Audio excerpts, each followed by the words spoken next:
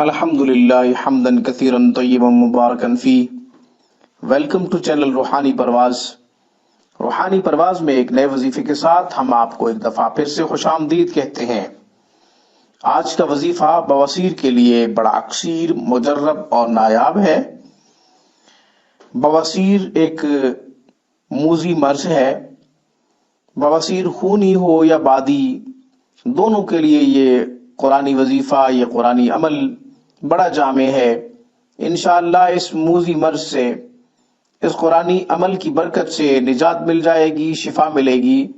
اس سے پہلے کہ میں وظیفہ اور طریقہ آپ کی خدمت میں پیش کروں، آپ ہماری چینل روحانی پرواز کو ویڈیو کے نیچے ریڈ بٹن پہ کلک کر کے سبسکرائب کیجئے، ساتھ ہی بیل آئیکن پہ پریس کیجئے تاکہ ہماری ہر ویڈیو کا نوٹیفیکیشن سب سے پہلے آپ کو ملا کرے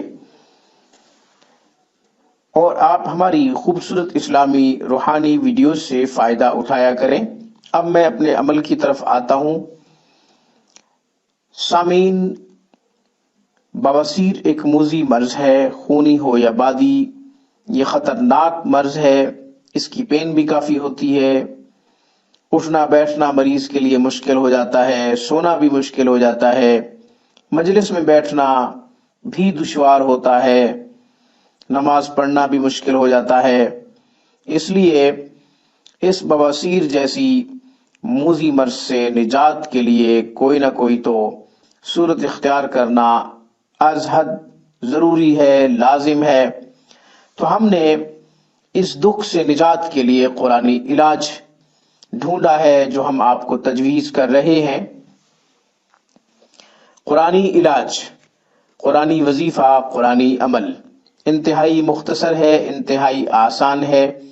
سورۃ الاعلی پارہ نمبر 30 میں ہے۔ اعوذ باللہ من الشیطان الرجیم، سبح اسم ربک الاعلی الذی خلق فسوی۔ اس سورت مبارکہ کو، پوری سورت مبارکہ کو ایک دفعہ پڑھیں، پانی پہ دم کریں، ریگولر پانی پیئیں۔ جب تک بواسیر سے نجات نہ ہو، جب تک بواسیر سے مکمل شفا نہ ہو، اس وقت تک پڑھیں۔ جب تک نجات نہ ملے کنٹینیو رکھیں، جاری رکھیں، رکنا نہیں ہے عمل، روزانہ کی بنیاد پہ کریں۔ ایک دفعہ پڑھ کے پانی پہ دم کر کے پانی پی لیں۔ دوسرا طریقہ یہ ہے کہ اسی صورت کو بسم اللہ کے ساتھ لکھا جائے اور اس کا تعویذ بنا کر گلے میں ڈالا جائے۔ دونوں عمل کر لیں گے تو بھی بہت اچھی بات ہے، ورنہ ایک عمل ان میں سے تو ضرور کیجئے۔ یا تو تعویذ بنا کر گلے میں ڈال لیں یا پھر روزانہ کی بنیاد پہ اس کو پانی پہ دم کر کے پی لیں۔ انشاءاللہ بواسیر سے مکمل نجات ملے گی۔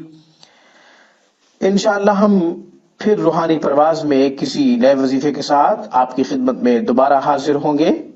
تب تک کے لیے روحانی پرواز کی طرف سے مجھے اجازت دیجیے۔ السلام علیکم ورحمۃ اللہ وبرکاتہ۔ Thank you for watching my video and اللہ حافظ۔ اللہ نگہبان۔